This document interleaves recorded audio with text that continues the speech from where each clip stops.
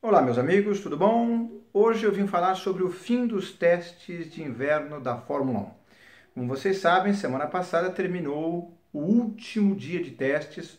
Lembrando que essa temporada os testes foram mais curtos, foram apenas 2 sessões de 4 dias cada, totalizando, portanto, 8 dias de testes. É o período mais curto de uma pré-temporada da história moderna da Fórmula 1.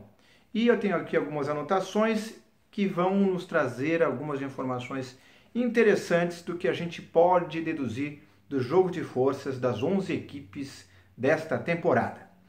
Muito bem, segundo os dados da Sky Fórmula 1, o canal inglês de Fórmula 1, as equipes deram os seguintes números de volta. A Mercedes totalizou 1.329 voltas no circuito de Barcelona, num total de mais de 6.000 quilômetros. É de longe a que mais andou. Isso é um indicativo de quê? De confiabilidade. É um carro, portanto, que não quebra. E quando um carro não quebra, a equipe pode se preocupar em fazê-lo rápido.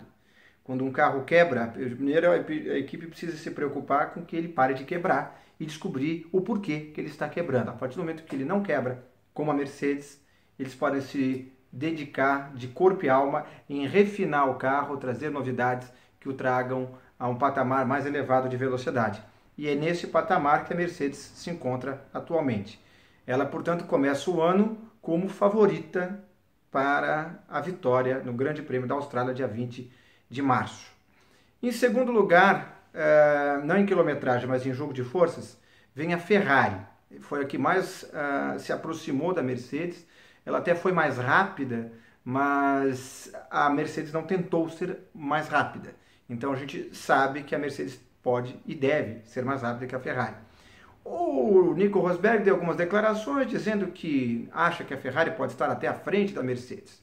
Acho pouco provável disso se confirmar, mas pode ser. O fato é que eu não colocaria por enquanto, com base nos tempos das simulações de volta que a gente conferiu durante esses 8 dias, a Ferrari num patamar à frente da Mercedes. Pelo menos não ainda. Em seguida, vem a Williams. A Williams parece ser realmente a terceira força, a julgar pelos dados da pré-temporada, que não são definitivos e nem conclusivos. Vamos lembrar desse senão. Por quê? Porque ela andou muito, ela andou bem, não andou tanto quanto a Mercedes, mas o motor é o mesmo, então mecanicamente ela não tem muito com o que se preocupar. E ela deu voltas rápidas. Ela também não tentou tirar o máximo absoluto do seu carro, mostrando que nem era interesse dela em aparecer como as mais rápidas do começo de ano, mas ainda assim ela parece ter um começo de ano bastante sólido. Como quarta força, a gente pode colocar bem próximos Force India e Toro Rosso. Como assim Force India e Toro Rosso? Bom, a Force India tem um carro 2016 muito parecido com o carro de 2015, sobretudo depois da estreia do carro novo de 2015. É uma clara evolução daquele carro. E então é um carro rápido. Se a gente for pensar no último ano, nas últimas corridas, eles estavam inclusive dando trabalho para a Williams, às vezes chegando à frente da Williams. Eu acho que no GP de Abu Dhabi eles chegaram em quarto e sexto lugares à frente das Williams. E se eles estiverem mais ou menos nesse patamar, nesse começo de ano, podem sim estar brigando com a Williams para ser a terceira ou quarta força, talvez um pouquinho abaixo da Williams. Vamos ver.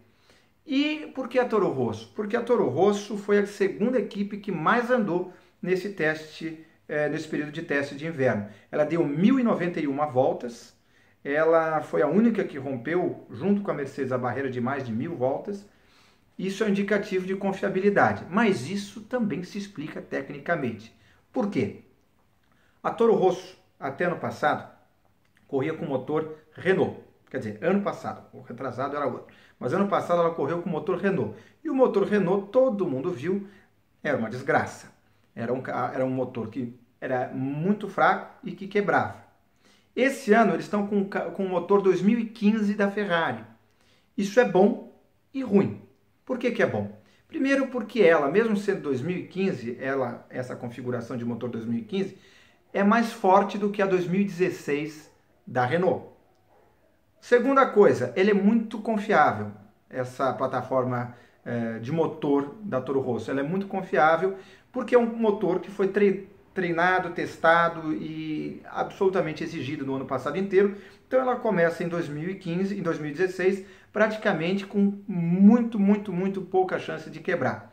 Então é um carro confiável e que tem mais potência do que o motor Renault, inclusive o atual motor Renault 2016. Por que que isso, entretanto, é ruim?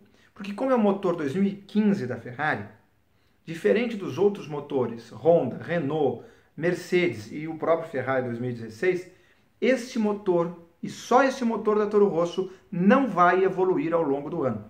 Enquanto as outras equipes todas, ao longo do ano, vão contar com novidades mecânicas no motor que trarão mais potência, provavelmente mais eficiência, mais economia e mais durabilidade, eles não vão ter isso. Do jeito que o motor começa o ano, ele vai terminar. Então, vamos comparar com a Red Bull. A Red Bull esse ano começa com o motor 2016 da Renault, que tem esse patamar de potência. A Toro Rosso começa acima, porque está com o motor 2015 da Ferrari, que é mais potente. Só que ao longo do ano, a Renault tem a possibilidade de ultrapassar esse motor da Ferrari, porque ele vai ficar estacionário. Se vai conseguir ou não, a gente não sabe. Mas todas as outras têm a possibilidade. A Toro Rosso e só a Toro Rosso não. Por quê? Porque só ela usa o motor 2015 da Ferrari. A Ferrari, a Sauber e a Haas usam os motores 2016, que são mais potentes e vão evoluir, porque não estão congelados, é um motor novo. Então, começo de ano da Toro Rosso pode ser melhor do que o fim de ano deles. Claro que o carro também vai evoluir, eles vão trazer novidades aerodinâmicas, mas o motor vai ser um fator positivo no começo do ano que vai acabar se tornando um déficit no fim do ano, uma vez que ele não vai evoluir ao passo que as suas rivais vão. Depois disso, em quilometragem, mas vamos continuar no patamar que a gente tinha falado agora, que era o patamar de jogo de forças. Então, já começamos com Mercedes, Ferrari, Williams, daí temos Force India e Toro Rosso, e aí provavelmente o que vem depois é a Red Bull. A Red Bull começa com o motor Renault, rebatizado de Tag Heuer, que é a marca dos relógios importados, mas é o mesmíssimo motor da equipe Renault preta. O porquê que isso é bom e por que isso é ruim? Bom, é ruim porque eles queriam se livrar desse motor desde o ano passado. Eles tiveram que engolir esse motor porque ninguém quis fornecer para eles, sobretudo depois de que eles reclamavam tanto publicamente dos seus parceiros. Aí eu pergunto, você acha que a Ferrari, a Mercedes ou a Honda vai se meter a besta com uma equipe que trata mal o seu fornecedor? Não. Então eles tiveram que engolir a Renault, rebatizaram de Tag Heuer, mas é o mesmo motor. E o mesmo motor da equipe Renault não é o mais potente do grid. É tido como o terceiro mais fraco do grid, atrás de Mercedes e Ferrari, nessa ordem, mas à frente ainda de Honda. Continuando. Isso é ruim porque a Red Bull tem esse déficit de potência. E mesmo que o motor evolua, os rivais também vão evoluir, então a chance é grande que o fim do ano da Renault continue como terceiro colocado em potência atrás de Mercedes e Ferrari. E ainda possivelmente à frente de Honda. Então a Red Bull tem um carro que é muito bom, é uma evolução do carro do ano passado, que já era tido por muitos como o melhor do grid, o mais equilibrado, como chassi, como projeto de carro em si, mas continua com o problema de falta de potência. Isso, portanto, vai continuar esse ano e quem sabe o que isso vai implicar ao longo do ano. Pode ser que eles comecem, portanto, a temporada desse ano atrás da Toro Rosso, da irmã menor, da irmã mais fraca e mais pobre, Toro Rosso. Porque a Toro Rosso tem motor Ferrari, enfim, aquilo tudo que eu expliquei para vocês agora. Então, a Red Bull talvez não comece tão bem, mas a chance de evolução dela é bem maior do que a da Toro Rosso, exatamente porque o motor vai evoluir e porque eles têm mais recursos financeiros para o carro em si evoluir. E o carro é projetado com a consultoria valiosíssima do Adrian Newey. Então, não descartemos a Red Bull. Depois disso, eu colocaria a equipe Renault. Equipe Renault que, como a gente sabe, esse ano tem o Magnussen e o Jolyon Palmer. Mas o que eu falei da Renault na última análise, eu continuo mantendo para essa. Não será um ano fantástico para a Renault. Eles têm um motor fraco, que deve evoluir, mas ainda assim não vai ultrapassar Ferrari e Mercedes, improvável que ultrapasse. E o carro deles é um carro conservador, é um carro pensado como uma evolução do carro bom, mas regular, não era fantástico, do ano passado. E por que isso? Porque eles estão se dedicando já ao carro 2017, que aí temos um outro campeonato pela frente, porque é um regulamento técnico completamente diferente, carros mais largos, pneus mais largos, novas asas dianteira e traseira, tudo diferente, e aí então eles estão preferindo apostar suas fichas nesse carro completamente novo, e esse 2016 seria um ano de transição para a Renault, que voltou à Fórmula 1, recomprando a Lotus, né? Você bem se lembra, a Renault, portanto, é a Lotus. Só que a Lotus, ano passado, tinha motor Mercedes, esses trocaram por Renault, e com isso eles perderam potência. Depois disso, vêm as equipes Sauber, McLaren, Manor e Haas. Esse pelotão eu talvez colocaria, talvez a McLaren à frente, talvez a McLaren um pouco à frente, porque é a McLaren. A McLaren tem um potencial de desenvolvimento grande, eles têm um orçamento muito bom, eles têm um projetista fantástico, que é o Peter Prodromou, que é o braço direito, era o braço direito do Adrian Newey na Red Bull. Então eles podem vir com algo bem interessante como carro. O motor Honda conseguiu converter aquele problema sério que eles tinham no ano passado de potência para uma solução bem melhor. Só que ainda não é o pulo do gato para eles, não. Porque o que aconteceu no ano passado? O motor da Honda não conseguia aproveitar a potência elétrica do CGU, do KERS e do ERS. Eles não conseguiam aqueles 160 cavalos em sua plenitude como os rivais. Com isso, eles tinham um déficit de 250 cavalos.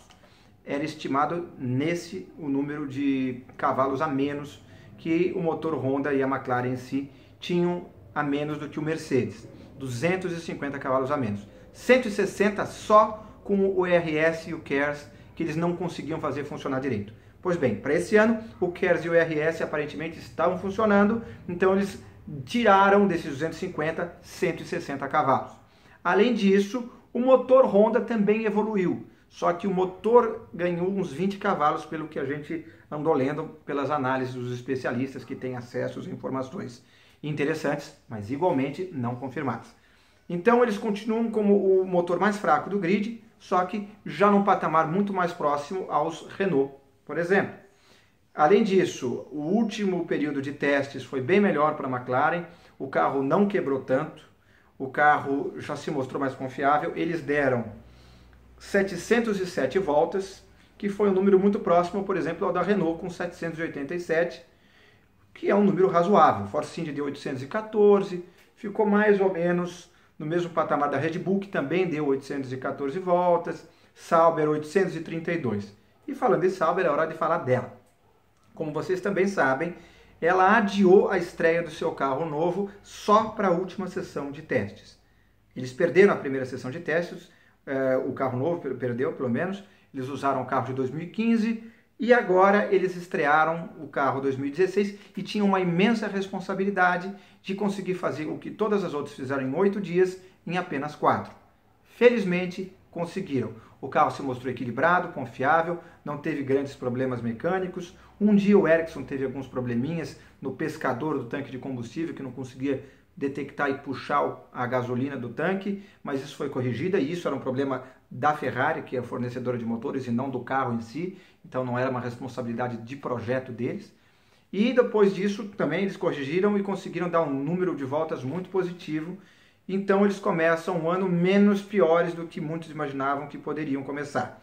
Porque o carro é bom, o carro é confiável, tem potencial de desenvolvimento.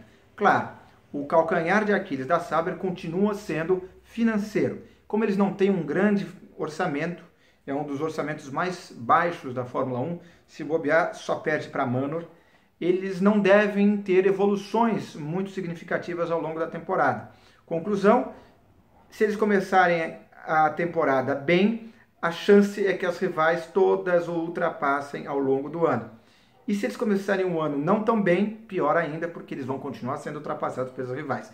E este ano, a rivalidade no pelotão da Sauber é maior, porque a McLaren não está tão mal, a Toro Rosso e Red Bull não estão tão mal, a própria Manor não está tão mal, porque a Manor tem um motor Mercedes, ano passado era um motor Ferrari de 2014, então eles tinham um carro muito mais fraco do que a concorrência, e o próprio carro da Manor no ano passado era do ano retrasado, com poucas adaptações só para poder passar no regulamento técnico e competir em 2015.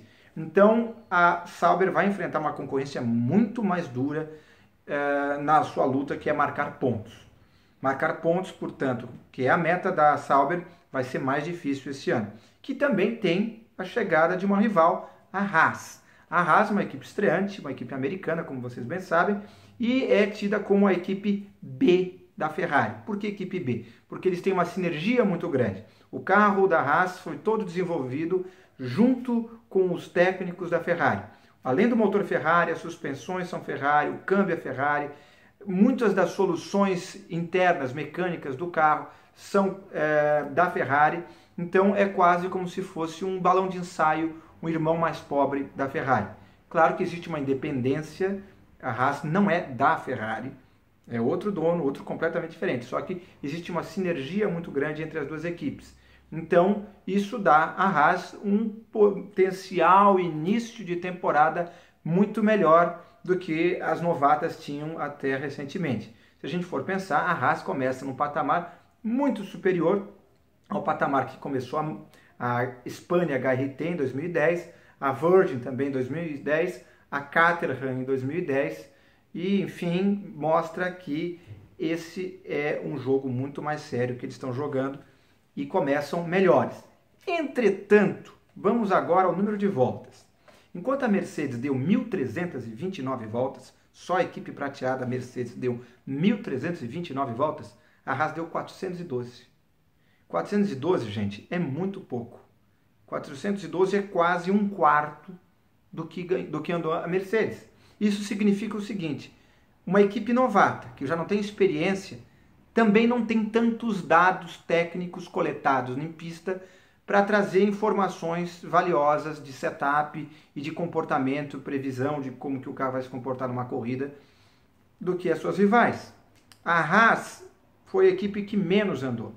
Ela deu 412 voltas, o próprio dono da Haas deu uma declaração que ele subestimou a Fórmula 1. A Fórmula 1 é muito mais complexa e complicada, tecnologicamente falando, do que ele imaginava, e que foi um banho de água fria, um choque de realidade, esses problemas que eles enfrentaram, mas ainda assim parece um começo de ano bem mais sólido do que as novatas haviam tido em 2010. Então, em quilometragem, vamos só falar de quilometragem. Mercedes, 1.329 voltas. Toro Rosso, a segunda que mais andou, 1.091 voltas. Ferrari, 856 voltas. Williams, logo colado com a Ferrari, 853 voltas. Sauber, 832 voltas. Só que aqui eu faço um parênteses. Quase metade, ou mais da metade dessas 832 voltas, foram com o carro 2015 da semana retrasada. Porque você se lembra, na primeira semana de testes, eles andaram com o carro do ano passado. Então, na verdade, eles andaram um número de voltas parecido com o da Haas e o da Manor, 400 e tantas voltas com o carro 2016. Vamos seguindo aqui a tabela. Red Bull, 814 voltas. Force India, também 814 voltas. Renault, 782 voltas. McLaren Honda, num começo de ano bem melhor do que do ano passado, 707 voltas. Manor, 479 voltas. E Haas, 412 voltas. Enfim, meus amigos, é mais ou menos esse o jogo de força que a gente consegue antecipar. A Mercedes jogando para a galera, dizendo que talvez a Ferrari esteja à frente deles. Honestamente, eu não acredito nisso. Eu não acredito nisso. Acho que nem eles acreditam nisso. Eles estão sendo polidos, eles estão sendo políticos em fazer esse tipo de declaração, porque sabem que se começa o ano já como franco favoritos e todo mundo longe deles, a Fórmula 1 já perde a graça de prima. Então eles estão tentando manter as coisas politicamente interessantes para que todo mundo fale, nossa, será que a Ferrari vai disputar o título? Não parece tão provável.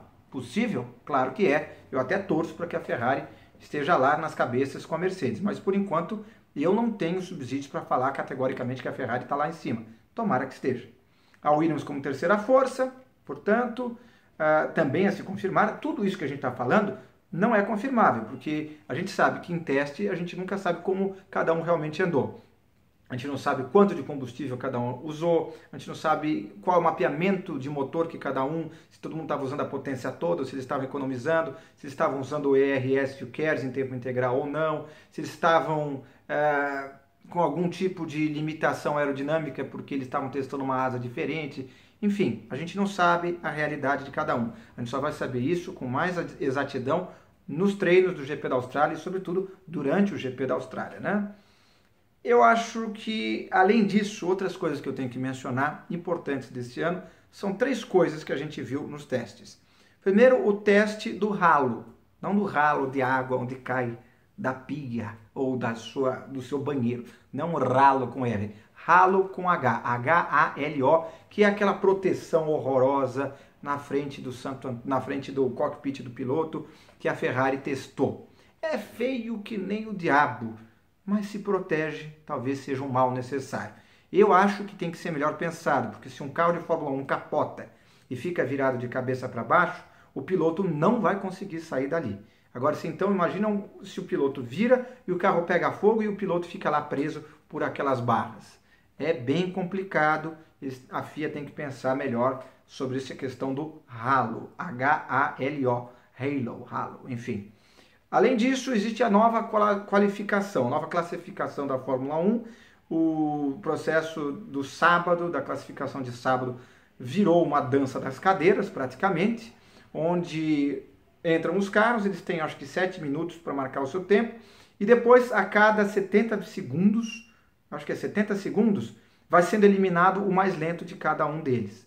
É uma dança das cadeiras, eu acho isso muito besta. A classificação, ao meu ver, já estava boa. Podia melhorar? Podia, mas não com uma dança das cadeiras, né? Vamos ver no GP da Austrália, porque já vai ser implantado no GP da Austrália. Se eu queimo minha língua e acho maravilhoso, mas no papel eu não acho, não. Faz logo um bingo, né? Se for para fazer assim. E por fim, a outra novidade dessa temporada é que as equipes escolhem os compostos de pneus que vão competir em cada pista. Isso é muito interessante, porque pode haver, por exemplo, alguma pista que a Ferrari queira correr com pneu macio e pneu médio, enquanto a Mercedes vai de pneu duro e pneu super macio. Claro que são exemplos extremos que eu estou dando, porque normalmente elas vão acabar escolhendo os mesmos compostos com uma ou outra diferença. O fato é que esse ano não é a Pirelli que escolhe, são as equipes. As equipes mandam para a Pirelli até... não lembro qual é o prazo, eles mandam com um belo prazo de antecedência antes das corridas e depois disso, 14 dias antes de cada corrida, a Pirelli anuncia qual é a seleção de cada equipe. Esta segunda-feira, a FIA deve divulgar, por exemplo, quais pneus que cada equipe vai usar no GP da Austrália. Vai ser bem interessante para ver se as equipes fizeram boas apostas ou se erraram nas apostas. E aí... vamos ver quem foi mais conservador e prefere fazer pit stop a menos, ou quem foi mais agressivo, quer fazer mais pit stop, mas andar mais forte a corrida inteira. Vai ser interessante, mais um fator de emoção para a corrida. Esse é um fator mais realista e não artificial, como a classificação com dança das cadeiras. É basicamente isso que eu tinha para dizer. Eu espero que, se vocês tenham dúvidas, me mandem no meu Twitter, o @InácioF1, me procurem na minha fanpage do Facebook, procure lá, blog José Inácio Falou, ou no meu site, o joseinácio.com, onde este vídeo está publicado no joseinácio.com, tá certo? Durante a semana que vem, eu venho com mais informações, mais um vídeo, e vou tentar fazer o seguinte, eu vou tentar fazer um vídeo semanal, como esse, sempre, independente de ter corrida ou não, para a gente manter a nossa atualidade aqui. E sempre postado no site joseinácio.com, tá certo? Se vocês tiverem sugestões do que vocês querem que mude nesse vídeo, mande. Inácio, está muito comprido, está muito curto, queria que você falasse também de outros assuntos, queria que você falasse menos de outros.